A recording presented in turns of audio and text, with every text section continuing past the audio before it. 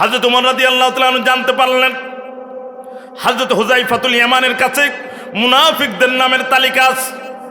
হযরত ওমর রাদিয়াল্লাহু তাআলা আনহু হুযায়ফাতুল ইয়ামানের বাড়িতে চলে গেলেন, বললেন, হুযায়ফা, আমি ওমর, আমার ভয় লাগে কোন সময় জানে আমি আল্লাহর ডাকে সাড়া দিয়ে কবরের ভিতরে চলে যাব। ভাই আমার, ও বন্ধু, আজকের মাহফিল যেখানে শত শত মানুষ এই কবরস্থানে শুয়ে রয়েছেন, কাহারুর আব্বা, কাহারুর মা, কাহারুর সন্তান, জনম দুঃখিনী মা বাবা এই কবরস্থানের ভিতরে শুয়ে রয়েছেন। ভাইয়ের আমার, আল্লাহর কাছে দোয়া করে, আল্লাহ এই মাহফিলটা উসিলা করে এই কবরবাসীদের কবরগুলি তুমি জান্নাতের বাগান বানিয়ে দাও। সকলে বলুন আমিন। হযরত ওমর রাদিয়াল্লাহু তাআলা হুযায়ফাতুল ইয়ামানের বাড়ি চলে গেলেন। হুযায়ফা, মেহেরবানি করে বলো, আমি ওমরের নামটা মুনাফিকদের তালিকার ভিতরে আছে কিনা আমি একটু জানতে চাই। হযরত হুযায়ফা বললেন, ভাইজান, নবী সাল্লাল্লাহু আলাইহি সাল্লাম আমাকে নিষেধ করেছেন, বলেন আমি আপনাকে যদি বলি নবীর আমানতের খেয়ানত করা হবে আমি বলতে পারবো না। হযরত ওমর রাদিয়াল্লাহু তাআলা আরো টেনশনে পড়ে গেলেন, আরো চিন্তিত হয়ে গেলেন। আমি জিজ্ঞাসা করতে গেলাম, হুযায়ফা বলল না। দেখেন, এত বড় একজন সাহাবী হযরত ওমর, যার শানে আল্লাহ অনেক কোরআনের আয়াত নাজিল করে দিয়েছেন, সেই ওমর রাদিয়াল্লাহু তাআলা আনহু নিজেও মাঝে মধ্যে টেনশনের ভিতরে পড়ে যেতেন যে আমি মুনাফিক হয়ে গেলাম কিনা। হযরত ওমর আরো চিন্তায় পড়ে গেলেন। হুযায়ফা যখন বললেন না, আরো চিন্তায় পড়ে গেলেন। হযরত ওমর মনে মনে রাত্রবেলায় চিন্তা করলেন, মদিনায় যারা মুনাফিক তাদের জানাজায় তো হুযায়ফাতুল ইয়ামান তিনি শরীক হন না, তিনি জানাজায় তিনি যান না। তাহলে এক কাজ করা যায়, আমি হুযায়ফার কাছে গিয়ে উল্টাভাবে আমি প্রশ্ন করে দেখি। হযরত ওমর গেলেন, ও হুযায়ফা, আগামী কালকে অথবা আজকেই যদি আমি মারা যাই, তুমি বলো আমার জানাজায় তুমি শরীক হবা কিনা। হুযায়ফা, হযরত হুযায়ফা রাদিয়াল্লাহু তাআলা আনহু বললেন, ভাইজান ওমর, কেন আপনার জানাজায় আমি শরীক হব না? আপনি অসংখ্য জিহাদে অংশগ্রহণ করেছেন, ভাইজান আপনার জানাজায় আমি কেন শরীক হব না? অবশ্যই আল্লাহ রাব্বুল আলামিন যদি আমাকে জীবিত রাখে আমি শরীক হব। হযরত ওমর বুঝে গেলেন, তাহলে আল্লাহর রহমতে মুনাফিকের খাতায় আমার নাম না। ভাইরা আমার, বন্ধুরা আমার, এখন তো আপনজনেরা, এই জন্য এক নম্বর আল্লাহ রাব্বুল আলামিন বললেন, আল্লাহ তুশরিকু বিহি শাইআ। সূরা আনআমের ভিতরে 10টি নিষেধাজ্ঞার ভিতরে এক নম্বরে আল্লাহ রাব্বুল আলামিন বললেন, বান্দা তোমরা শিরিক করবে না। শিরিকে ছেয়ে গিয়েছিল দেশ। আউযু বিল্লাহি মিনাশ শাইতানির রাজীম। বিসমিল্লাহির রাহমানির রাহিম। قل تعالوا أتل ما حرم ربكم عليكم ألا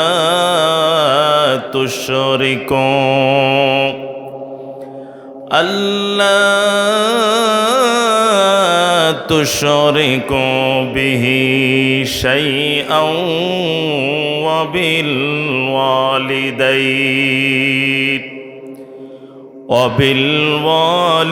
وبالوالدين إحسانا ولا تقتلوا أولادكم من إملاق نحن نرزقكم وإياهم ولا تقربوا الفواحش ما ظهر منها وما بطن ولا تقتلوا النفس التي حرم الله إلا بالحق ذلكم وصاكم به لعلكم تعقلون. وقال الله سبحانه وتعالى في شان حبيب المرسلين إن الله وملائكته يصلون على النبي يا أيها الذين آمنوا صلوا عليه وسلموا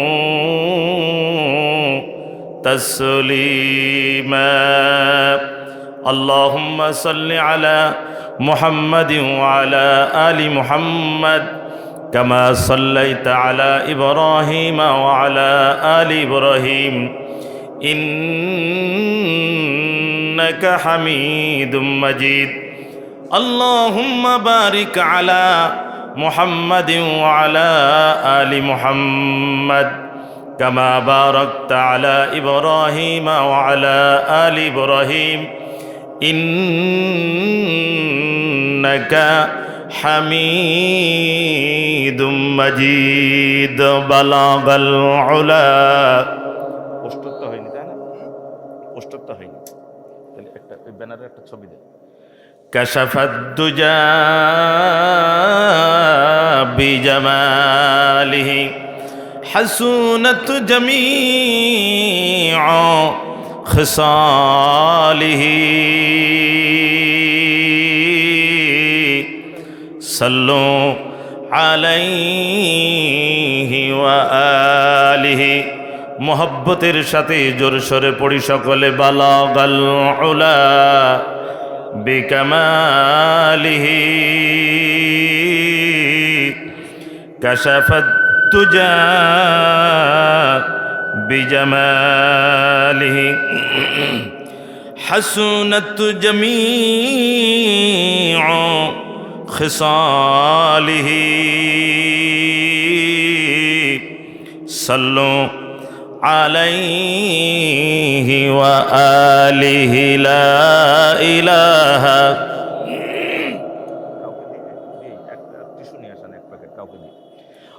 لا إله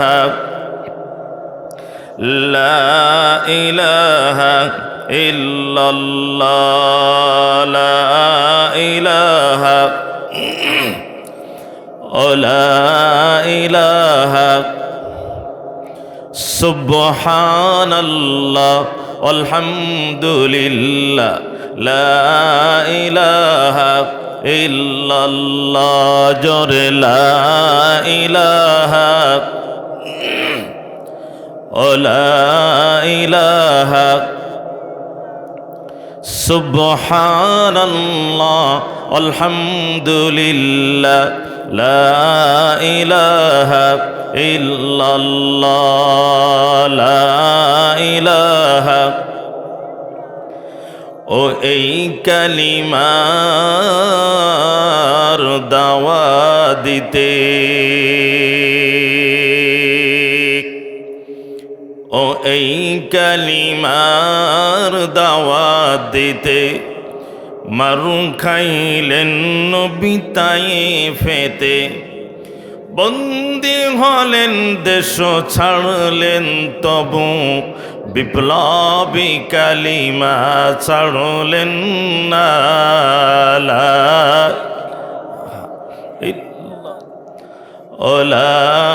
ইলাহা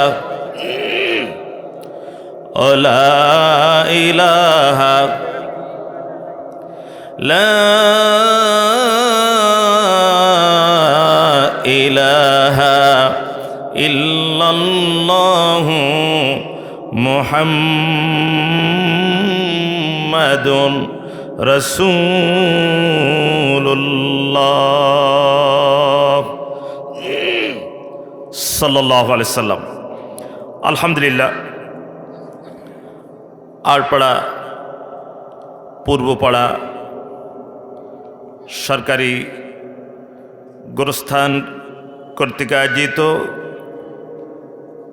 অধ্যকার তাফসীর ও কোরআনে কারিমের মাহফিলের সম্মানিত সভাপতি বিশিষ্ট হাফেজে দ্বীন,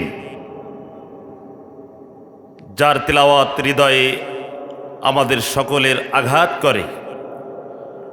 সুমিষ্টভাষী কণ্ঠস্বর বিশিষ্ট হাফেজ জনাব হজরত মাওলানা আব্দুর রহিম সাহেব মাদ্দাজিল্লাহুল আলী, জাদাকাল্লাহু ফি হায়াতিহি তয়্যিবাহ। আমরা সকলে বলি আল্লাহুম্মা আমিন। আজকের মাহফিলের মাগরিব থেকে ঈশা পর্যন্ত কোরআন ও হাদিস থেকে আপনাদেরকে আলোচনা শুনিয়ে মুগ্ধ করেছেন শালিখা মাগুরা জেলার আস্থাভাজন ব্যক্তিত্ব, আপনাদের সকলের সুপরিচিত বিশিষ্ট আলেমে দ্বীন পীরজাদা হজরত হাফেজ মাওলানা ইমামউদ্দিন নূরি সাহেব, জাদাকাল্লাহু ফি হায়াতিহি তয়্যিবাহ। আমরা সকলে বলি আল্লাহুম্মা আমিন। আজকের মাহফিলের প্রধান আকর্ষণ সুদূর কুয়াকাটা থেকে আগত আন্তর্জাতিক খ্যাতিসম্পন্ন মুফাসসির কোরআন, বিশিষ্ট ইসলামী চিন্তাবিদ, সুমিষ্টভাষী কণ্ঠস্বর জনাব হজরত কারি মাওলানা ইমাম হুসাইন জিহাদি, আল্লাহ রব্বুল আলামিন সম্মানিত কোরআনে কারিমের এই আলেমের ইলম ও হেলমের ভিতরে যেন বরকত নসিব করেন। সকলে বলি আমিন।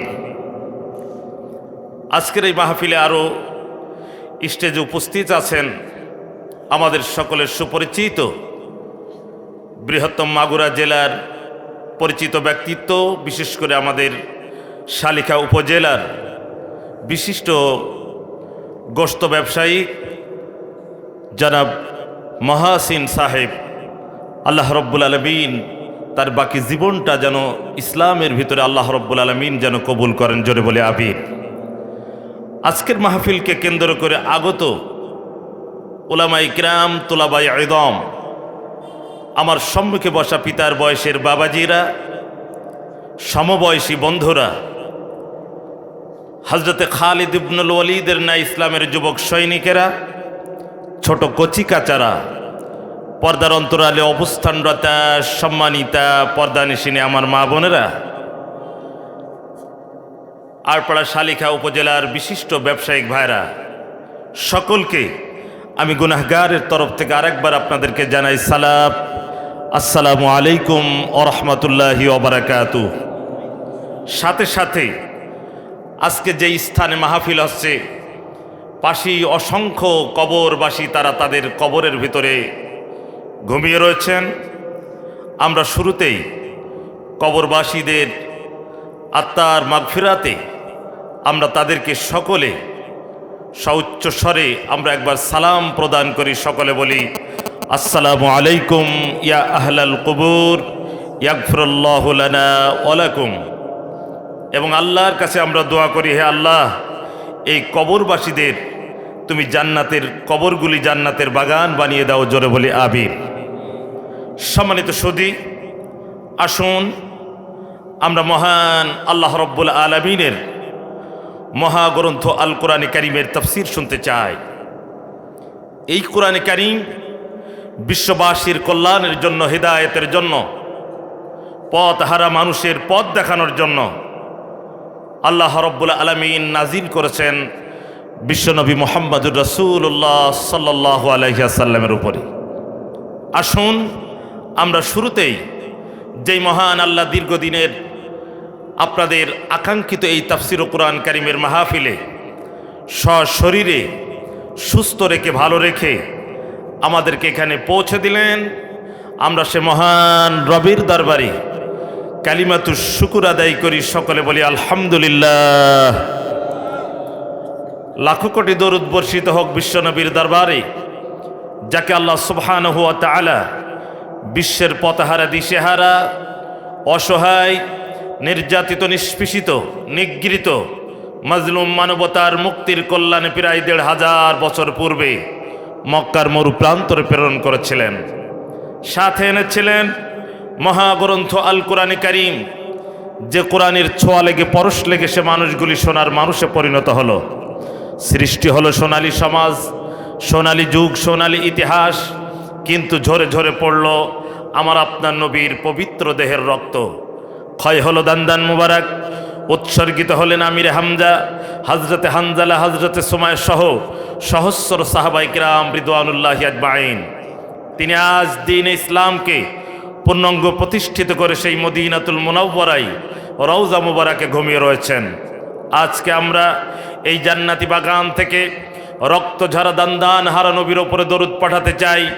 আমাদের দরুদগুলি আল্লাহ রব্বুল আলমিনের নিযুক্ত ফেরেশতাগণ এই সামিয়ানাকে ভেদ করে, ছেদ করে, ছিদ্র করে সপ্তম আসমানের নিচ দিয়ে ভাসাতে ভাসাতে নবী রুহে পাকে পৌঁছায় দেবেন। অতএব হৃদয়ের গভীর ভালোবাসা থেকে রক্ত ঝরা দান্দান হারা নবীর ওপরে দরুদ পাঠানোর জন্য আমরা সকলে সম্মিলিতভাবে বজ্র কণ্ঠে আমরা সকলে বলি সাল্লাল্লাহু আলাইহি ওয়াসাল্লাম। সম্মানিত ভাইরা, আসুন আমি সরাসরি ভূমিকায় সময় দীর্ঘ না করে আমি মহাগ্রন্থ আল কোরআনে কারিমের তাফসীরের দিকে চলে যেতে চাই। আল্লাহ রব্বুল আলামিন আমাদের সকলকে যেন কবুল করেন, জোরে বলে আমিন। সম্মানিত সুধী, এ মহাগ্রন্থ আল কোরআনে কারিম আমি অনেক জায়গায় বলি। গতকালকে আমার যেখানে প্রোগ্রাম ছিল সেখানেও বলেছিলাম, মহাগ্রন্থ আল কোরআনে কারিম এটা হলো ম্যাগনেট, চম্বুক। চম্বুক যেমন লোহাকে আকর্ষণ করে, মহাগ্রন্থ আল কোরআনে কারিমের তাফসীর এবং তার তেলাওয়াত এবং তার ব্যাখ্যা বিশ্লেষণ মুমিন মুসলমানদের হৃদয় সেখানে সেগুলিকে আঘাত করে এবং ইমানের দিকে ধাবিত করে, কথাটি ঠিক নয়। সুতরাং এই মহাগ্রন্থ আল কোরআনে কারিম যেই যুগে যে সময় আল্লাহ রব্বুল আলামিন নাজিল করেন নাই, সেই যুগটাকে বলা হয়েছিল বর্বরতার যুগ, আইয়ামে জাহিলিয়াতের যুগ। মানুষকে হত্যা করে দিত। মানুষ সে সময় সন্ত্রাসী জঙ্গি কর্মকাণ্ডের ভিতরে লিপ্ত ছিল। মানুষ রাহাজানিতে লিপ্ত ছিল। মানুষ নিরাপদে তার রাস্তাঘাটে চলতে পারত না। কিন্তু মহাগ্রন্থ আল কোরআনে কারিম যখন নাজির হলো, সেই মক্কার মানুষের পাথরের মতন তাদের দিলওয়ালা মানুষগুলিকে কোরআনের সংস্পর্শে আল্লাহ রব্বুল আলামিন মোমের মতন নরম করে দিলেন, জোরে বলুন সুবহানাল্লাহ। অতএব এ কোরআন এসেছে আমাদের কাছে হুদাল লিন্নাস ওয়া বাইয়িনাতিম মিনাল হুদা ওয়াল ফুরকান, মানুষের কল্যাণের জন্য, হিদায়াতের জন্য আল্লাহ রব্বুল আলামিন এই কোরআনে কারীম আমাদের কাছে নাজিল করেছেন। আল্লাহ রব্বুল আলামিন বলেন, এই কোরআন যেখানে তেলাওয়াত করা হয়, কোরআন যেখানে পড়া হয়, কোরআনের তাফসীর যেখানে করা হয়, মহান আল্লাহ রব্বুল আলামিন কোরআনের শ্রোতা যারা হন তাদের উপরে রহমতের বৃষ্টি নাজিল করেন, জোরে বলি সুবহানাল্লাহ। অতএব আজকের দিনের জন্য কোরআনে কারীমের ছাত্র হওয়ার সৌভাগ্য যদি আল্লাহর তরফ থেকে যদি না হয়, তাহলে কোরআনে কারীমের ছাত্র আদৌ হওয়া যাবে না, কথাটি ঠিক নয়। কারণ কোরআনের ছাত্র হওয়ার জন্য, কোরআনের আল্লাহ রব্বুল আলামিনের নবী করিম সাল্লাল্লাহু আলাইহি ওয়াসাল্লামের সেই হাদিসের তালেবে ইলম হওয়ার জন্য ভাগ্যের প্রয়োজন আছে, কথাটি ঠিক নয়। অতএব আমরা অপেক্ষায় থাকলাম দেখার জন্য যে মহান আল্লাহ রব্বুল আলামিন কোরআনে কারীমের এই তাফসীরের তালেবে ইলম কাদেরকে বানায়। আসুন আমরা সরাসরি কোরআনে কারীমের তাফসীরের দিকে চলে যাব। আল্লাহ রব্বুল আলামিন আমাদের সকলকে যেন কবুল করেন, জোরে বলে আমিন। আল্লাহর নবী বলেন, যেখানে কোরআনে কারীমের তেলাওয়াত হয়, ইয়াতুলুনা কিতাবাল্লাহি ওয়া ইয়াতাদারাসুন, আল্লাহর কালামের তেলাওয়াত এবং দর্স যেখানে হয়, সেখানকার শ্রোতা যারা হয়, যদিও তারা চটের উপরে বসে থাকে, খেড়ের উপরে বসে থাকে, আল্লাহর নবী বলে তারা রহমতের ফেরেশতাদের ডানার উপরে বসে থাকে, জোরে বলে সুবহানাল্লাহ। সুতরাং আজকে আপনারা ফেরেশতাদের পরের উপরে, ডানার উপরে বসে আসেন। আল্লাহ রব্বুল আলামিন কোরআনে কারীমে বলেন, সুন্দর করে বললেন, وَإِذَا قَرَأْتَ الْقُرْآنَ فَاسْتَعِذْ بِاللَّهِ مِنَ الشَّيْطَانِ الرَّجِيمِ। যখন আল্লাহর কালামের তাফসীর করা হয়, যখন তোমরা কোরআন পড়বে, তখন শয়তান থেকে তোমরা আশ্রয় গ্রহণ করো। আমি আল্লাহর কাছে জোরে বলি সুবহানাল্লাহ। অতএব আমরা আল্লাহর কাছে প্রার্থনা করছি, আল্লাহ রব্বুল আলামিনের কাছে আমরা আশ্রয় চাচ্ছি, আল্লাহ পাক যেন বিতাড়িত শয়তান থেকে আমাদের সকলকে যেন হেফাজত করে, জোরে বলি আমিন। সম্মানিত সুধী, এই কোরআনে কারীম আল্লাহ রব্বুল আলামিন বলে, যারা কোরআন থেকে যারা অবজ্ঞা করে, কোরআন শ্রবণ থেকে যারা দূরে থাকে, মহব্বত করে না, ভালোবাসে না, অবজ্ঞার নজরে যারা দৃষ্টি দেয়, আল্লাহর কোরআন বলেন শয়তান তাদের সঙ্গে যুক্ত হয়ে যায়, জোরে বলি নাউযুবিল্লাহ। আল্লাহ রাব্বুল আলামিন বলেন, ওমাই ইয়াশু আন যিকরির রহমানি নুকাইয়িদ লাহু শাইতানা। আল্লাহ রাব্বুল আলামিন বলেন, যারা কোরআন থেকে বিমুখ হয়ে যায়, কোরআন থেকে যারা ফিরে যায়, শয়তান তাদের সঙ্গে যুক্ত হয়ে যায়। আল্লাহ রাব্বুল আলামিন বলেন, ফাহুয়া লাহু করিন। শয়তান তাদের বন্ধু হয়ে যায়। বন্ধু যেমন বন্ধুকে, ভালো বন্ধু হলে ভালো কাজের দেখে তাকে তাগিদ দেয়, সৎ বন্ধু হলে পারে সৎ কাজের শিক্ষা দেয়, খারাপ বন্ধু হলে পারে খারাপ কাজের শিক্ষা দেয়। আর কোন মুসলমানের যদি শয়তান বন্ধু হয়ে যায়, আল্লাহ রাব্বুল আলামিনের কোরআন অনুযায়ী ওই ব্যক্তিটাকে খারাপ কাজের ভিতরে যুক্ত করে দেয়। অতএব শয়তান থেকে আমাদের দূরে থাকতে হবে। আল্লাহ পাকের এই কোরআনে কারীমের তাফসীর শুনতে হবে, তেলাওয়াত শুনতে হবে, আল্লাহর বিধান অনুযায়ী আমাদেরকে জীবন পরিচালনা করতে হবে। আল্লাহ রাব্বুল আলামিন বলে, বান্দা আমি মহাগ্রন্থ আল কোরআনে কারীম তোমাদেরকে দিলাম। আল্লাহর ভাষায় আল্লাহ রাব্বুল আলামিন বলেন, ইয়া আইয়ুহান নাসু কদ জাআকুম বুরহানুম মির রাব্বিকুম ওয়া আনজালনা ইলাইকুম নূরাম মুবিনা। আল্লাহ বলেন, আমি তোমাদেরকে বুরহান দিলাম, দলিল দিলাম। শুধু তাই নয়, ওয়া আনজালনা ইলাইকুম নূরাম মুবিনা, আর আমি তোমাদেরকে মহাগ্রন্থ আল কোরআনে কারীম নূর দিলাম, আলো দিলাম। আল্লাহ রাব্বুল আলামিন বলেন, ওয়া নুনাজ্জিলু মিনাল কুরআনি মা হুয়া শিফাউন ওয়া রাহমাতুল লিল মুমিনিন ওয়ালা ইয়াজিদুল যালিমিনা ইল্লা খাসারা। আওয়াজ দিয়ে বলুন আল্লাহু আকবার। কোরআন হলো ট্রিটমেন্টের জন্য, ঔষধের জন্য, মহা ঔষধের জন্য আল্লাহ রাব্বুল আলামিন আমাদেরকে কোরআন দিয়েছেন। এই কোরআনে কারীম দিয়ে যারা কথা বলে, আল্লাহ রাব্বুল আলামিন বলেন, ওমান আসতাকু মিনাল্লাহি কিলা। আল্লাহর কালামের থেকে সত্য কালাম আর কার হতে পারে? সত্য কালাম আর কার হতে পারে? অতএব সেই মহাগ্রন্থ আল কোরআনে কারীমের আমরা তাফসীর শুনব। আল্লাহ পাক আমাদের সকলকে যেন কবুল করেন, জোরে বলে আমিন। সম্মানিত সুধী, আসুন আমি আপনাদের সম্মুখে কোরআনে কারীমের ৮ নম্বর পারা, কত নম্বর পারা বললাম?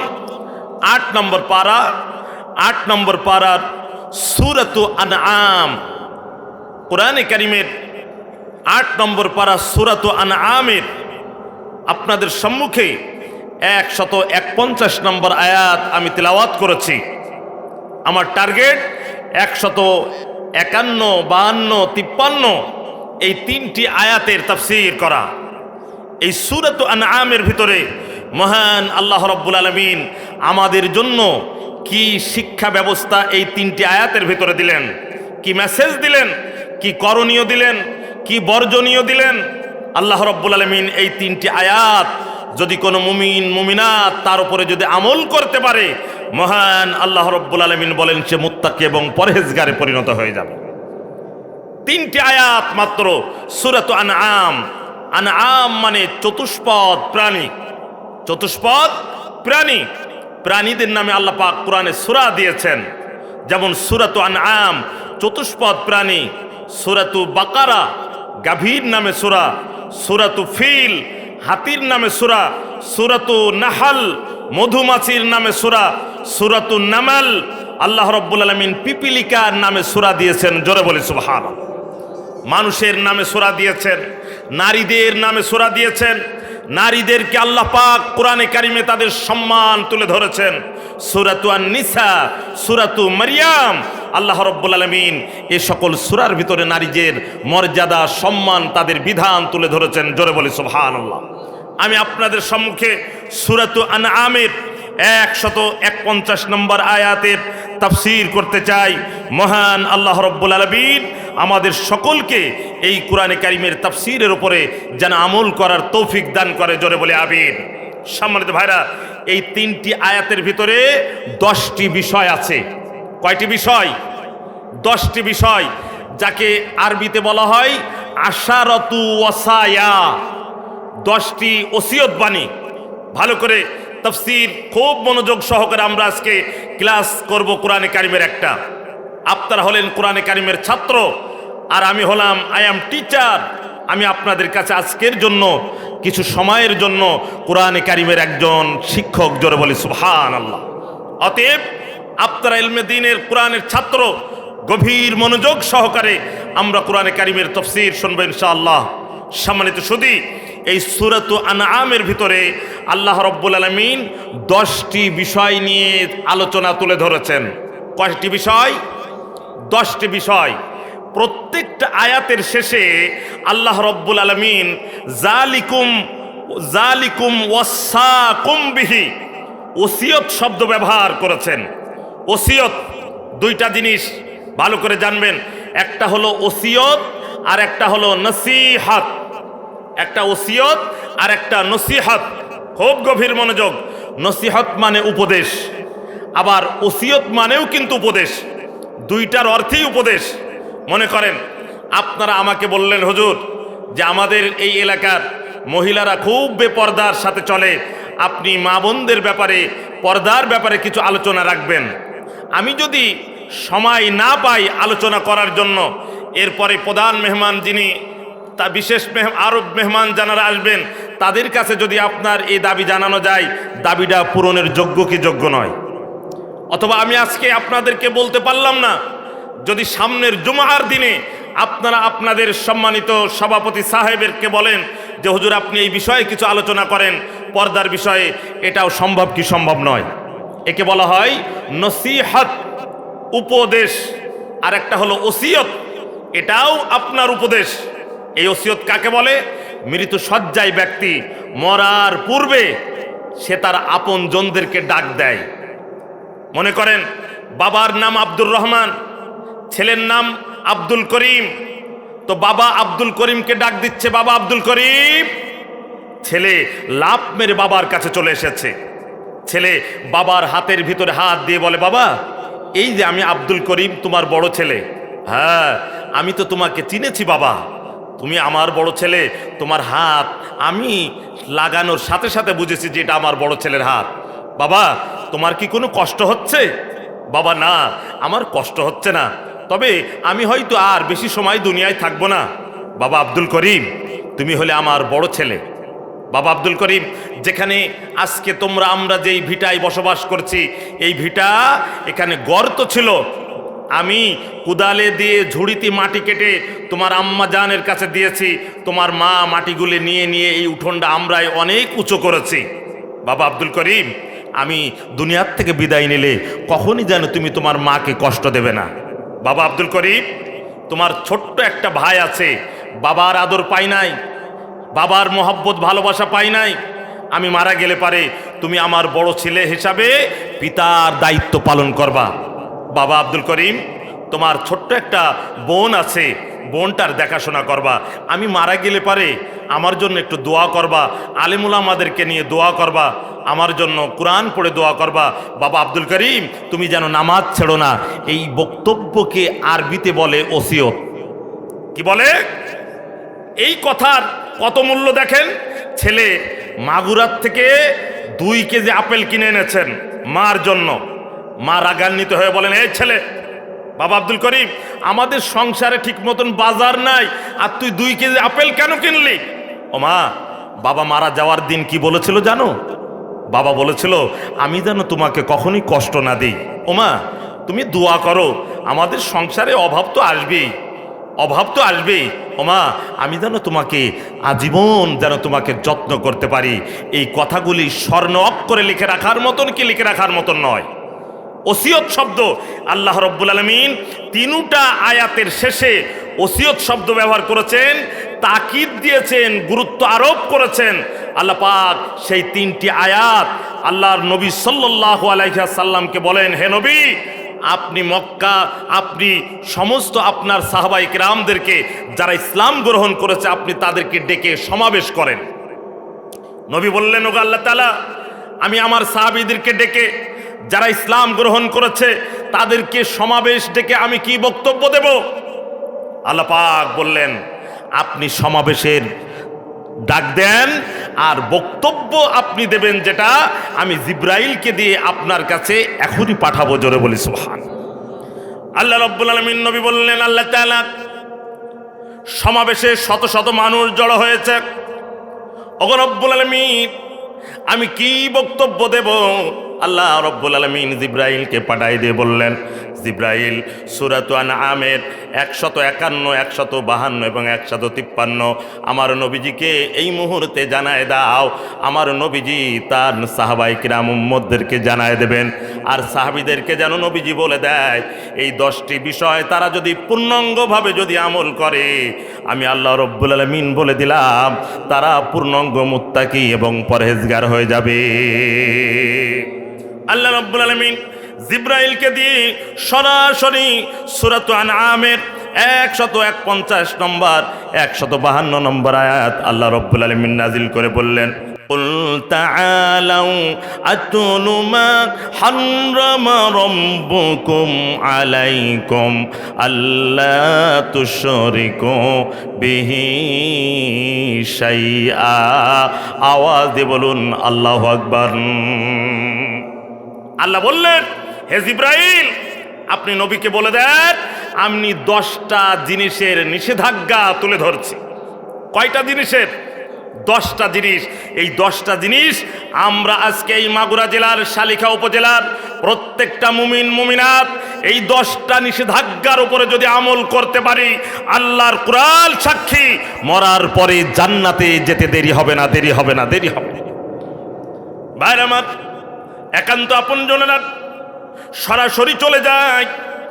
1 নম্বর নিষেধাজ্ঞা আল্লাহ রব্বুল আলামিন বললেন, আল্লাহ তুশরিকু বিহি শাইআ। নবীজি আপনি আপনার উম্মতদেরকে বলে দেন, কিয়ামত পর্যন্ত আলেম ওলামারা তাদের আপনজনদেরকে বলে দেবে, মসজিদের মেম্বারে বলবে, খুতবার ভিতরে বলবে, তাফসীর মাহফিলের ভিতরে বলবে, 10টি ওসিয়ত বাণীর ভিতরে নিষেধাজ্ঞার ভিতরে আল্লাহ রব্বুল আলামিন 1 নম্বর বললেন, আল্লাহ তুশরিকু বিহি শাইআ। 1 নম্বরে মুমিন মুমিনাত তারা যেন কখনোই আল্লাহর সঙ্গে শরীক বা শিরিক না করে, শিরিক করবে না, এটা 1 নম্বর নিষেধাজ্ঞা। শিরিক কি জিনিস? আল্লাহর সাথে তুলনা করা, আল্লাহর ক্ষমতার সাথে তুলনা করা, আল্লাহর শক্তির সাথে তুলনা করা, আল্লাহ রব্বুল আলামিন কর্মের সাথে মানুষের কর্মের তুলনা করা। আল্লাহ রব্বুল আলামিন কোরআনে কারিমের ভিতরে বললেন, মুমিন মুমিনাত তোমরা যতই নামাজ পড়ো আর যতই রোজা রাখো আর যতই হজ করো, যদি কোনো মুমিন মুমিনাত আমি আল্লাহ রব্বুল আলামিনের সঙ্গে শিরিক থাকে, শিরিক করে, ওই মুমিন মুসলমান আর থাকে না। তখন আব্দুর রহমান আব্দুর রহিম চ্যাটার্জি আর মুখার্জিতে পরিণত হয়ে যায়। মুসলমান থাকে না, সে মুসলমান জবাই হয়ে যায় সে। আল্লাহ রব্বুল আলামিন বলেন বহু জায়গায়, আল্লাহ রব্বুল আলামিন কোরআনে কারীমের ভিতরে বলেন, লোকমান হাকিম তার ছেলেকে উপদেশ দিয়ে বললেন, ইয়া বুনাইয়া লা তুশরিকু বিল্লাহি লা তুশরিকু বিল্লাহ ইন্নাশ শিরকা লাযুলমুন আযীম। লোকমান হাকিম তার প্রিয় সন্তানকে বললেন, বাবাজি, ওগো আমার প্রিয় বৎস, আমি বাবা হিসাবে তুমি সন্তান হিসাবে তোমাকে উপদেশ করি, তা হলো যতদিন পর্যন্ত দুনিয়ায় বেঁচে থাকবে আল্লাহ রব্বুল আলামিনের সঙ্গে কাউকে কখনোই শিরিক করবে না, শিরিক করবে না। শিরিক মস্ত বড় গুনাহ, বড় অপরাধ। শিরিক করলে পারে ঈমান নামক ব্যক্তি জবাই হয়ে যায়, মুসলমান থাকে না, সে মুসলমান থাকে না, কাফির হয়ে যায়। জোরে বলি নাউযুবিল্লাহি মিন যালিক। এজন্য ভাইরা আমার, কোন বান্দা যদি এক ওয়াক্ত নামাজ না পড়ে, মাসকে মাস যদি কোনো ব্যক্তি ভুল ক্রমে নামাজ না পড়ে, কোন ব্যক্তি যদি রোজা না রাখে, পরে যদি আল্লাহর কাছে তওবা করে ক্ষমা করে বলে, গো আল্লাহ আমি নামাজ পড়ি নাই, আমি ভুল করেছি, অপরাধ করেছি, আমি রোজা রাখতে পারি নাই, আমি আল্লাহ রব্বুল আলামিন অপরাধ করেছি, ও রব্বুল আলামিন আমি জরিনা সকিনা, আয় আল্লাহ আমি তোমার বান্দি, পূর্ণাঙ্গ পর্দার ভিতরে আমি চলতে পারি নাই, আল্লাহ হুজুরের ওয়াজ শুনলাম, তওবা করলে নাকি আল্লাহ মাফ করে দেন, আল্লাহ আমি আর জীবনে এই গুনাহগুলি করব না। বারবার চোখের পানি যদি ফেলাতে পারে, যদি আল্লাহর কাছে সারেন্ডার হয়, আল্লাহ রব্বুল আলামিন বান্দা বান্দির গুনাহ মাফ করে দেয়। কিন্তু কোন মুমিন মুমিনাত আল্লাহ রব্বুল আলামিনের সঙ্গে যদি শিরিক করে, আল্লাহ রব্বুল আলামিন ওই বান্দার গুনাহ জীবনও মাফ করে না। আল্লাহর কোরআন বলেন, আল্লাহ রব্বুল আলামিন বলেন, ইন্নাল্লাহা লা ইয়াগফিরু আন ইউশরাকা বিহি ওয়া ইয়াগফিরু মা দুনা যালিকা লিমান ইয়াশা ওয়া মান ইউশরিক বিল্লাহি ফাকাদ ইফতারা ইসমান আযীমা। আওয়াজে বলুন আল্লাহু আকবার। আল্লাহ বলেন, আমি মুশরিকদের জীবনের গুনাহগুলিকে মাফ করি না। শুধু তাই নয়, যত নামাজি হোক না কেন, যত রোজায় সে আদায় করুক না কেন, যত দান খয়রাত করুক না কেন, আল্লাহ রব্বুল আলামিন বলেন যারা মুশরিক হয়ে যায় তাদের জন্য চিরতরের জন্য আমি জান্নাতকে হারাম করে দিই। জোরে বলি নাউযুবিল্লাহ। দলিল নেন, আল্লাহর কোরআন বলেন, ইন্নাহু মান ইউশরিকু বিল্লাহি ফাকাদ হারামাল্লাহু আলাইহিল জান্নাহ ওয়া মাআওয়াহুন নার ওয়া মা লিন-যালিমিনা মিন আনসার। আওয়াজে বলুন আল্লাহু আকবার। আল্লাহ বলেন যারা মুশরিক তাদের জন্য চিরতরের জন্য আমি জান্নাতকে হারাম করে দিই। ভাইরা আমার, শুধু তাই নয়, আল্লাহ নবীকেও ধমক দিয়েছেন, নবীজিকে সতর্ক করে বলেছেন, ও নবীজি আপনিও যদি শিরিক করেন আপনার আমলগুলি বরবাদ হয়ে যাবে। দলিল নেন কোরআন থেকে, আল্লাহ রব্বুল আলামিন বলেন, ওয়ালাকাদ উহিয়া ইলাইকা ওয়া ইলাল্লাযীনা মিন ক্বাবলিকা লাইন আশরাকতা লায়াহবাতান্না আমালুকা ওয়া লাতাকুনান্না মিনাল খাসিরিন। আল্লাহ বলেন যে সব আমল বরবাদ হয়ে যাবে। ভাইরা আমার, ও শালিকার ভাইরা, এই জন্য মুশরিক হওয়া যাবে না, শিরিক করা যাবে না। আব্দুল্লাহ ইবনে উবাই রাইসুল মুনাফিকিন, কত বড় মুনাফিক ছিলেন দেখেন। নবীজির সামনে ঈমান প্রকাশ করতেন, নবীজির অগোচরে যখন চলে যেতেন নবীর সমালোচনা করতেন। আর নবীর সমালোচনা যারা করে, আল্লাহ রব্বুল আলামিনের কোরআন বলেন, যারা আল্লাহ এবং রসুলকে সমালোচনা করে বা কোনো কাজে কর্মে কষ্ট দেয়, আল্লাহ রব্বুল আলামিন বলেন লাআনাহুমুল্লাহ, আল্লাহর অভিশাপ তার উপরে পতিত হয়। জোরে বলি নাউযুবিল্লাহ। আব্দুল্লাহ ইবনে উবাই রাইসুল মুনাফিকিন মারা গেলেন। ও বন্ধু, মারা যাওয়ার পূর্বে এসেছে কিতাবের ভিতরে, আব্দুল্লাহ ইবনে উবাই রাইসুল মুনাফিকিন, তার একজন সন্তান ছিল যার নাম হযরত আব্দুল্লাহ রাদিয়াল্লাহু তাআলা আনহু, যিনি ইসলাম গ্রহণ করেছিলেন। ছেলেকে ডেকে বললেন, বাবা আমি হয়তো আর দুনিয়ায় বাঁচব না, চলে যাব, তুই যদি একটু আমাকে উপকার করিস। কি উপকার বাবা আপনার জন্য আমি করতে পারি বলেন? আমি মারা যাওয়ার পরে যদি নবীজির জুব্বা দিয়ে আমাকে যদি একটু কাফনের ব্যবস্থা করতে পারিস, আর নবীজিকে দিয়ে আমার যদি জানাজাটা পড়িয়ে নিতে পারিস, আমি মরে শান্তি পাবো। আমার কেমন যেন মনে হচ্ছে। আল্লাহ রাব্বুল আলামিনের বান্দা হযরত আব্দুল্লাহ ইবনে উবাই মুনাফিকের ছেলে নবীজির কাছে চলে গেলেন। আল্লাহ নবী তখনও জানতেন না মুনাফিকদের লিস্টও আল্লাহ রাব্বুল আলামিন নবীজিকে জানিয়ে দিয়েছেন। হাদিস পাকের ভিতরে এসেছে, আল্লাহ রাব্বুল আলামিন নবী বলেন, ইয়াকুনু ফি উম্মতি ইসনা আশারা মুনাফিকা। আমার আদরের সাহাবীদের ভিতরে যারা এমন কিছু ব্যক্তি আছে যাদেরকে মনে হয় যেন তারা সাহাবী, কিন্তু আল্লাহ নবী বললেন 12 জন তারা মুনাফিক। জোরে বলি নাউযুবিল্লাহ। আল্লাহ নবীর কাছে গিয়ে বললেন, ওগো রাসূলুল্লাহ, আমার বাবা বিছানায় শুয়ে পড়েছেন, মৃত্যু সজ্জায়। আমার বাবা একটা দাবি জানিয়েছেন, আপনার কাছে কি দাবি? সব দাবিগুলি খুলে বললেন। আল্লাহ নবী বললেন, ঠিক আছে, তোমার বাবা মারা গেলে পারে আমি নবীজি মুহাম্মদকে জানিও। নবীজি সংবাদ পেলেন, চলে গেলেন। নবীজি বললেন জানাজা সোজা করার জন্য, কাতার সোজা করার জন্য। কাতার সোজা করে দিলেন। আল্লাহ নবী জানাজার ইমামতি করবেন। হযরত ওমর রাদিয়াল্লাহু তাআলা পিছনে থেকে টান দেন। ওগো রাসূলুল্লাহ, আদবের সাথে জামা টান দিয়ে বলেন, রাসূলুল্লাহ, আপনি আব্দুল্লাহ ইবনে উবাই এর জানাজা আপনি পড়াতে পারেন না। আল্লাহ রাব্বুল আলামিন বলে, উমর, একজন মুসলমানের জানাজা আমি নবী যদি পড়িয়ে যদি তার জীবনের গুনাহ মাফ হয়ে যায়, তোমার কোনো আপত্তি আছে নাকি?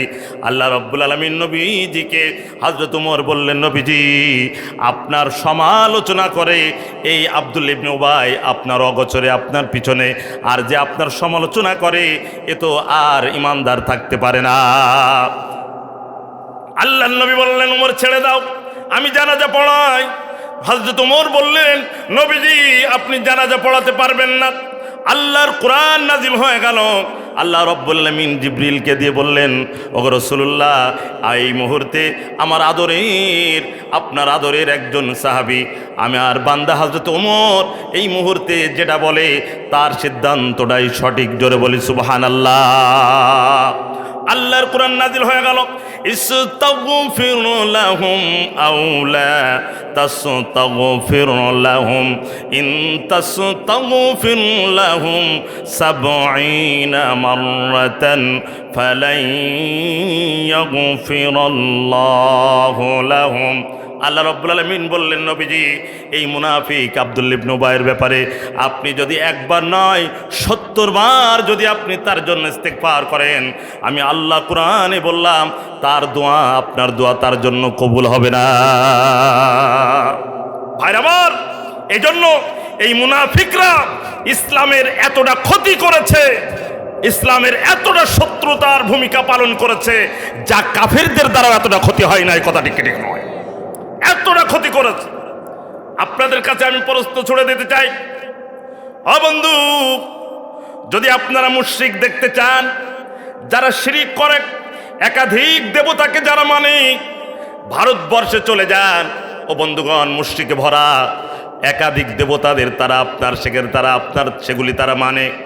আপনারা যদি, ও বন্ধুগণ আমার, খ্রিস্টান দেখতে চান, আপনারা চলে যান আমেরিকায় চলে যান। আপনারা যদি চাইনা দেখতে চান, চীন দেশে চলে যান। আপনারা যদি বৌদ্ধ দেখতে চান, এই আমাদের পিছনের দিকে, এই মায়ানমারের দিকে চলে যান।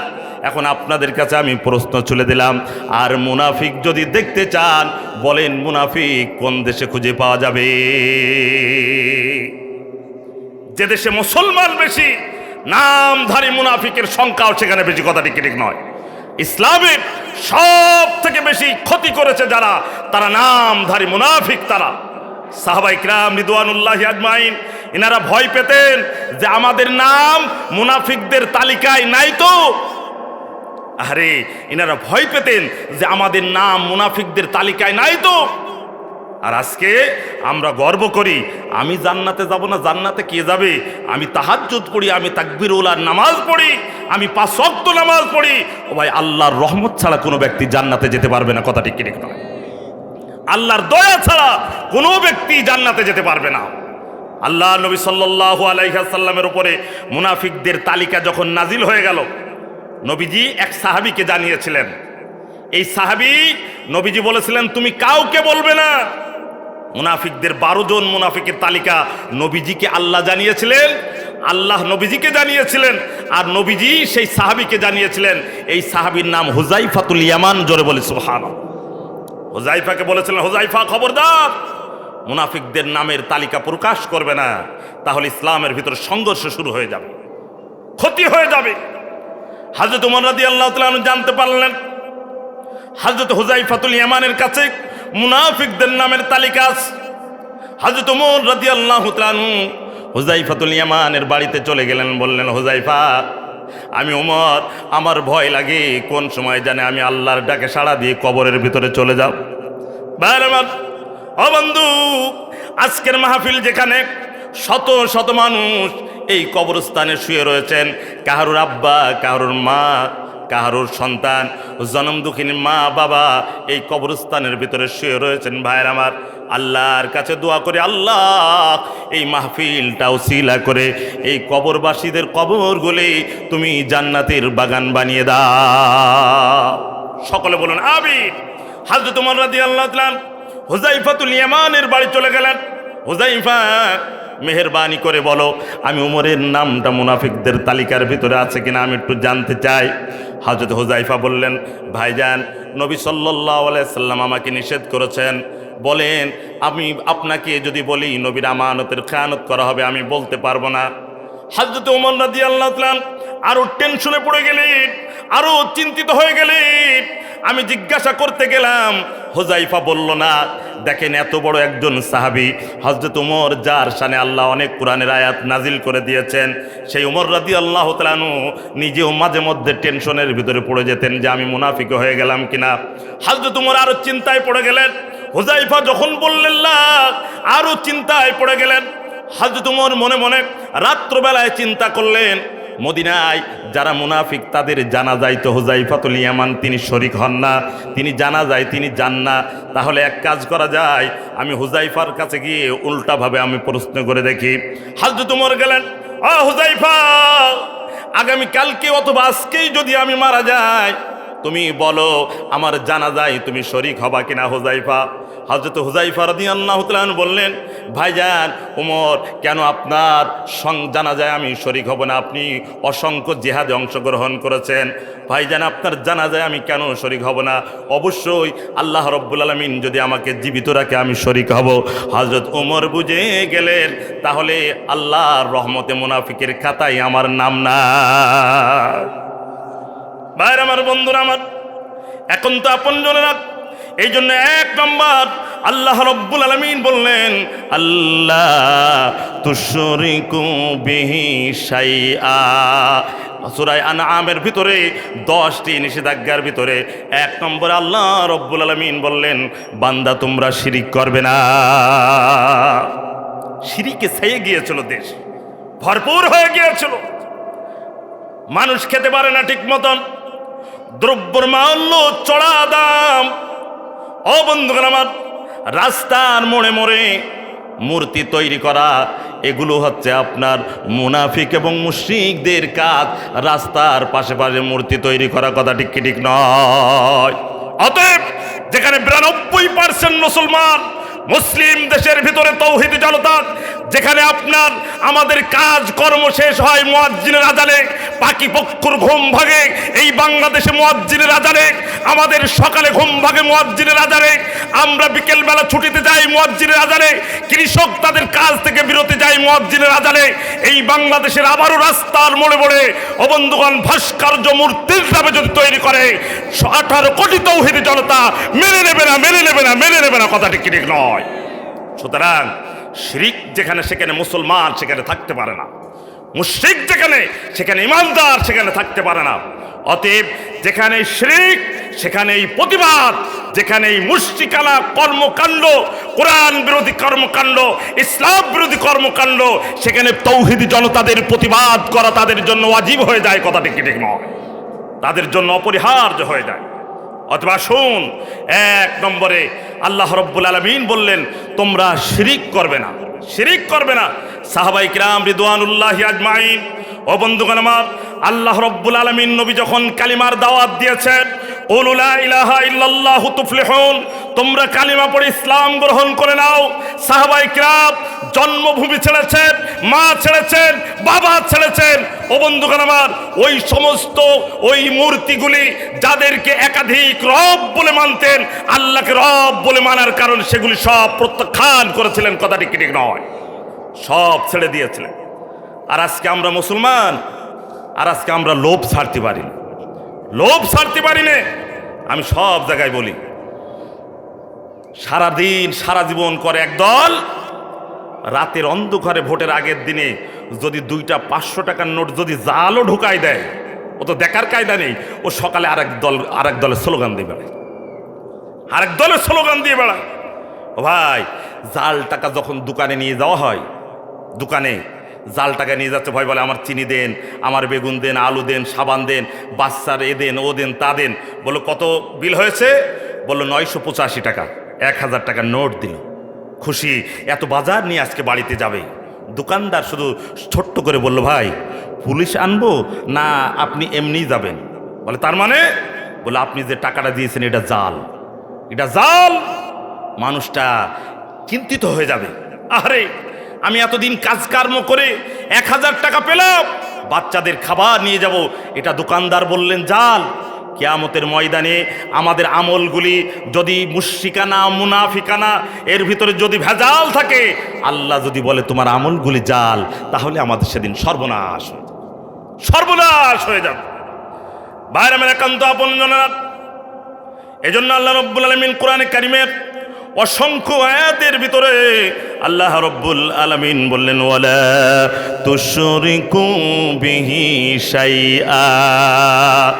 আল্লাহ রব্বুল আলামিন হযরত ইব্রাহিম খলিলুল্লাহ আলাইহিস সালাতু ওয়াস সালামকে দায়িত্ব দিলেন যে এক রবকে মানবে, এক খোদাকে মানবে, এক আল্লাহকে মানবে, একাধিক রবকে আর মানা যাবে না। হযরত ইব্রাহিম খলিলুল্লাহ আলাইহিস সালাতু ওয়াস সালাম, আমাদের নবীজি সাল্লাল্লাহু আলাইহি ওয়াসাল্লাম, যেই কাবা গৃহের ভিতরে 360টি মূর্তি ছিল, হযরতে নবী মুহাম্মদুর রাসূলুল্লাহ কাবার গৃহের ভিতরে মক্কা যেদিন বিজয় হয়ে গেল, কোরআনে কারিমের আয়াত তিলাওয়াত করলেন, ওয়াকুল জাআল হাক্কু ওয়া যাহাকাল বাতিল ইন্নাল বাতিলা কানা যাহুকা। সব চূর্ণ বিচূর্ণ করে দিলেন। আরে নামধারী মুসলমান, এ পাশেও মসজিদের সভাপতি, ও পাশে নাট্য মঞ্চেরও সভাপতি, গানের মঞ্চেরও সভাপতি। তৌহিদ জনতা এগুলো আর মানবে না, এগুলো আর মানবে না, এগুলো আর হতে দেওয়া যাবে না। সব জায়গায় উলামায়ে কিরামরা এখন আপনার একটা মেসেজ দিচ্ছেন, ও বন্ধুগণ, আমাদের এই বাংলাদেশকে হিন্দু, মুসলমান, বৌদ্ধ, খ্রিস্টান সবাই মিলে আমাদের এই দেশকে সামনের দিকে অগ্রসর করতে চায়। কথাটি ঠিক নয়? অগ্রসর করতে চাই, এবং আমাদের এই দেশকে আর উন্নত করার জন্য আমাদের যা যা দরকার আমাদেরই করতে হবে। কথাটি ঠিক নয়? আমাদেরই করতে হবে। আর এই জাতি আজকে আপনার শিরকানা কর্মকাণ্ডের ভিতরে ঢুকে গিয়েছে। আজকে তো আমি যেটা বলছিলাম, উলামায়ে কিরামদের মেসেজ দিতে হবে। অনেক উলামায়ে কিরাম তাদের মাহফিলের ভিতরে, বক্তব্যের ভিতরে জুম্মার দিনে ওনারা ইদানিং বলা শুরু করেছেন, প্রত্যেকটা উপজেলায় মসজিদ থেকে খতিব সাহেব তিনি বজ্র কণ্ঠে জানাবেন, এলাকায় কোনো ড্যান্স আর নাচ গান, যাত্রাপালা, বেহায়াপনার আয়োজন যদি করে, তৌহিদ জনতা, মুমিন মুসলমানেরা আমরা আমাদের শক্তি দিয়ে প্রতিহত করবো। কথাটি ঠিক নয়? এগুলি আমাদের দায়িত্ব হয়ে যায়, এগুলি ইমানি দায়িত্ব হয়ে যায়। সাহাবায়ে কিরাম রিদওয়ানুল্লাহি আজমাইন, হযরত মাসআব ইবনে উমাইর, কত আদরের সাহাবীর দিকে লক্ষ্য করেন। মাসআব ইবনে উমাইর রাদিয়াল্লাহু তাআলা আনহু, ইনি যে আতর বা সেন্ট ব্যবহার করতেন, হযরত মাসআব ইবনে উমাইর এমন আতর ব্যবহার করতেন, হযরত মাসআব যেই রাস্তা দিয়ে চলে যেতেন, ঘন্টা ঘন্টা পর্যন্ত সেই রাস্তায় সেন্ট হয়ে যেত। হযরত মাসআব ইবনে উমাইর তার আম্মা জান বলেন, আমার আদরের সন্তান, সম্পদের ঘাটতি আমাদের ছিল না, সম্পদের কমতি আমাদের ছিল না, মাসআব ইবনে উমাইর তার মা বলেন, আমার আদরের সন্তানরা আজকে সকালবেলা যেই পোশাকটা পরিধান করত, দুপুরবেলা আমি মা তার পোশাকটাকে চেঞ্জ করে দিতাম। আমি মা আগামীকালকে আবারও নতুন পোশাক আমার সন্তানের জন্য আমি দিয়ে দিতাম। এই মাসআব ইবনে উমাইর রাদিয়াল্লাহু তাআলা আনহু উন্নত ফ্যামিলির থেকে বড় হয়ে গেলেন, একবারে সুন্দর জীবন যাপন করতেন। নবীজির কালিমা হযরতে মাসআবের কানে যখন পড়ে গেল, আল্লাহ নবী বললেন, কুলু লা ইলাহা ইল্লাল্লাহু তুফলিহুন। তোমরা কালিমা পড়ে নাও, আল্লাহর বিশ্বাস করে নাও, আমি নবী রাসূলকে আমার প্রতি ঈমান আনো এবং তোমরা আমাকে রাসূল হিসাবে মেনে নাও। হযরতে মাসআব ইবনে উমাইর নবীজির কালিমা মুহাব্বতে গ্রহণ করে তিনি ইসলাম গ্রহণ করে ফেললেন। হযরতে মাসআব ইবনে উমাইর কত আদরের সাহাবী লক্ষ্য করেন। ও বন্ধুগণ, হযরতে মাসআব ইবনে উমাইর রাদিয়াল্লাহু তাআলা আনহু তার মা প্রহার করলেন। জনম দুঃখিনী মা তার চাচাদেরকে বললেন, মাসআবকে বাধা দাও, মাসআবকে বাধা দাও। মাসআবকে কত বাধা দেওয়া হলো। হযরতে মাসআব বললেন, আমি সব হারাতে পারি, আমি মা হারাতে পারি, আমার বাবা তো অনেক আগে দুনিয়ার থেকে বিদায় নিয়েছেন, আমি চাচা হারাতে পারি, আমার সম্পদ হারাতে পারি, আমি সর্বহারা হতে পারি, তবে আমি মুহাম্মদের কালিমা হারাতে পারি না। জোরে বলি সুবহানাল্লাহ। হযরতে মাসআব ইবনে উমাইর এমন নির্যাতন হয়েছিল, কত জুলুম অত্যাচার হযরতে মাসআব ইবনে উমাইর রাদিয়াল্লাহু তাআলা আনহুর উপরে। ও বন্ধুগণ, এত জুলুম তার উপরে করা হলো, মাসআব ইবনে উমাইর শরীর ক্ষত বিক্ষত হয়ে গেল, রক্ত ঝরল। মাসআব ইবনে উমাইর নবীজির সঙ্গে পরামর্শ করলেন, ও রাসূলুল্লাহ, আমি তো আর সহ্য করতে পারি না, এরা কি আমাকে শহীদ করে ফেলবে। মাসআব ইবনে উমাইরকে আল্লাহর নবী পরামর্শ দিলেন, মাসআব, মক্কার বালু তোমার জন্য উত্তপ্ত গরমে পরিণত হয়েছে, আর থাকার দরকার নাই, মাসআব তুমি এখান থেকে চলে যাও। আল্লাহ রব্বুল আলামিন নবীজি মাসআব ইবনে উমাইরকে বললেন, তুমি হাবশায় চলে যাও। হাবশায় চলে গেলেন। হযরতে জাফর ইবনে আবু তালেবের সাথে হযরতে মাসআব ইবনে উমাইর তিনিও হাবশায় চলে গেলেন। হাবশায় চলে যাওয়ার পর হাবশার নাজ্জাশী বাদশাহ জাফর ইবনে আবু তালেব রাদিয়াল্লাহু তাআলা আনহু ওনাকে জিজ্ঞাসা করলেন। হযরতে আবু তালেব, জাফর ইবনে আবু তালেব তিনি বললেন, আমাদের নবীজি যে মেসেজ দেন, ভালো মেসেজ দেন, অন্যায় অশ্লীলতা বেহায়াপনা সমাজের থেকে দূর করতে হবে, রব বলে মানতে হবে, যিনি আমাদেরকে সৃষ্টি করেছেন তাকে। নাজ্জাশী বাদশার সামনে হযরতে হুযাইফা, হযরতে জাফর ইবনে আবি তালেব রাদিয়াল্লাহু তাআলা আনহুকে বাদশা প্রশ্ন করলেন, তোমাদের কাছে কোন গ্রন্থ এসেছে? হ্যাঁ, গ্রন্থ এসেছে। কি নাম তোমাদের? বলল, আমাদের গ্রন্থের নাম আল কুরআন। একটু পড়ে শোনাতে পারবে? কেন পারবো না। জাফর ইবনে আবি তালেব সূরা মারইয়ামের তিলাওয়াত আরম্ভ করে দিলেন। তার বন্ধুগণ, জাফর ইবনে আবি তালেবের কোরআনের তিলাওয়াতে নাজ্জাশী বাদশার মন্ত্রী পরিষদ কোরআনে কারীম তিলাওয়াত শুনলেন। আল্লাহ রব্বুল আলামিনের বান্দা জাফর ইবনে আবু তালেব বর্ণনা করেন, আমি সূরা মারইয়ামের তিলাওয়াত করলাম, আর নাজ্জাশী বাদশাহ তার মন্ত্রী পরিষদ সহ তারা চোখের পানি ঝরে নবীজির কালিমা গ্রহণ করে মুসলমান হয়ে গেল। হযরতে মাসআব ইবনে উমাইর নাজ্জাশী বাদশার সাথে একান্ত সাক্ষাৎ করলেন। দেখেন আমার ক্ষতগুলি দেখেন, কেবলমাত্র ইসলামের জন্য, কোরআনের জন্য। আল্লাহ রব্বুল আলামিন বলেন, আহাসিবান নাসু আইয়ুতরাকু আইয়াকুলু আমান্না ওয়া হুম লা ইফতানুন। আল্লাহ বলেন, হে পৃথিবীর মানুষেরা, তোমরা ভেবেছো যে ঈমান আনার পরে মুরগি যেমন সন্ধ্যাবেলা একবারে ককার ককার করতে শব্দ করতে করতে ঘরের ভিতরে প্রবেশ করে, তোমরা সরাসরি জান্নাতে যাবা? তা হবে না, পরীক্ষা দিতে হবে, পরীক্ষা দিতে হবে, পরীক্ষা দিতে হবে। এই কোরআনে কারিমের তাফসীরের জন্য হযরত আব্দুল্লাহ ইবনে মাসউদ কাবা গৃহে কোরআনের তাফসীর শুনিয়েছিলেন। তাফসীর শোনানোর কারণে হযরত আব্দুল্লাহ ইবনে মাসউদকে রক্তাক্ত করা হয়েছিল, হযরতে খুবাইবকে শহীদ করা হয়েছিল, আব্দুল্লাহ ইবনে তারেককে শহীদ করা হয়েছিল, নবীজির চাচা হযরতে হামজাকে শহীদ করে তার কলিজা বাহির করে চাবিয়েছিল। বাংলার জমিনের হক্কানি উলামায়ে কিরাম যারা তাফসীর করেছেন, হক কথাগুলি বলেছেন, ও বন্ধুগণ, কোরআনের ব্যাখ্যা করার জন্য কারাগার তাদেরকে, আপনার সেখানে কারাগারে তাদেরকে যুক্ত করতে হয়েছে, তাদেরকে কারাগার সহ্য করেছে তারা। আমি ছোট্ট মানুষ, আমি আপনাদের একেবারে সুপরিচিত। আমি আবার উপজেলা মসজিদে যখন সূরা ইউসুফের তাফসীর করেছিলাম, আমার নাম গোয়েন্দা বিভাগের কাছে দিয়ে বলল আমি নাকি দেশ উল্টাপাল্টা করে দিচ্ছি, আমি একা। আমার নামেও রিপোর্ট করেছিল সম্মানিত সুধী, এবং সেই আওয়ামী লীগের তরফ থেকেই তারা বলেছিল যে না, হুজুরের A to Z আমরা তাফসীর শুনি, হুজুর কোরআনের হক কথাগুলি বলে, সত্য কথাগুলি বলে তারা। সম্মানিত ভাইরা আমার, কোরআনে কারিমের হক কথা, তাফসীর কথা এগুলো বলতে গেলে পারে যাদের বেগুন খেলে অ্যালার্জি হয় তাদের তো একটু চুলকানি হবে, একটু চুলকানি তো হবেই। সম্মানিত ভাইরা আমার, হযরত মুসআব ইবনে উমাইর বুকের তাজা রক্ত পর্যন্ত দিয়ে দিয়েছে। নাজ্জাশী বাদশা বললেন, মুসআব দীর্ঘদিন তুমি হাবশায় থাকলে, যাও, এখন চলে যাও। আবার মদিনায় ফিরে আসলেন।